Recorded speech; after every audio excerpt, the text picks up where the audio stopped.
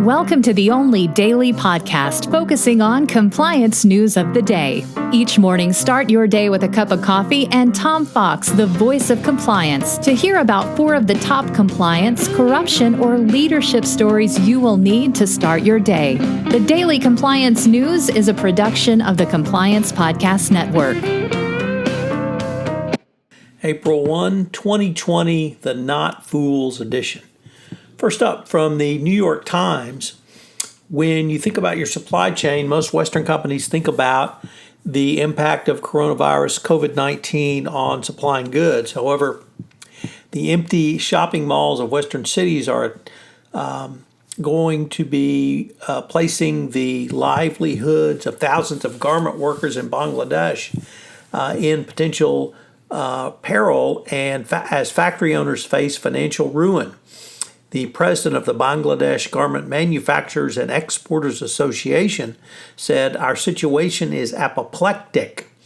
The cancellations and hold instructions coming in from Western fashion retailers are pushing us to the point of insolvency with massive open capacity and raw materials liabilities." Fashion retailers, of course, have their own problems in the United States since most of them are closed, and those that are still open, no one's going to buy clothes.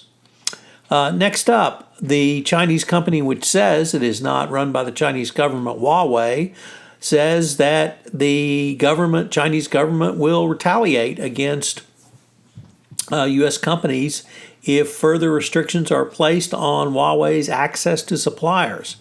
Well, no surprise there, and for Huawei claiming it wasn't run by the Chinese government, I sure think that's a shot across the bow. The chairman of the company warned the U.S. to expect countermeasures from the Chinese government, and he said he believes Beijing would respond with restrictions on U.S. companies operating in China if the U.S. follows through with reported plans to cut off Huawei's access to a major Taiwanese chip supplier. So once again, the U.S. government's trade sanctions actions put U.S. companies in peril, although they don't seem to care too much about that. Next up, some good news from the Houston Chronicle that British Petroleum BP tells workers that their jobs are safe for 3 months. Some bad news for workers is that they may not have jobs after 3 months. But BP has promised employees their jobs are safe, while other oil majors consider ways to cut costs with human capital, i.e. employees.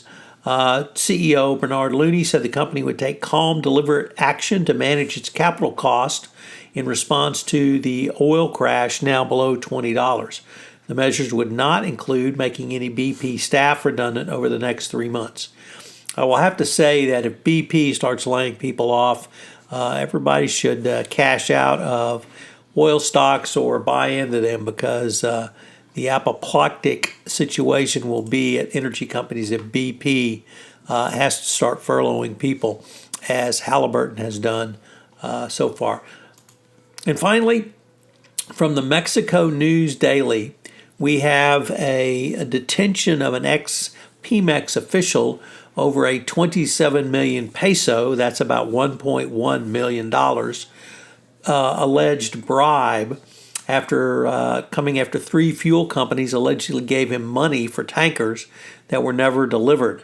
The former director of operations at Pemex Logistics, Luis Alberto Santander, promised companies a total of 700 tankers of gallons in exchange for a 30% advance, but allegedly never came through with his side of the deal.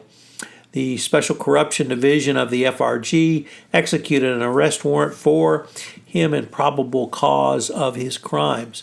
So it's good to see that Pemex is under investigation, and now we have an arrest of an ex-Pemex official allegedly for accepting bribes.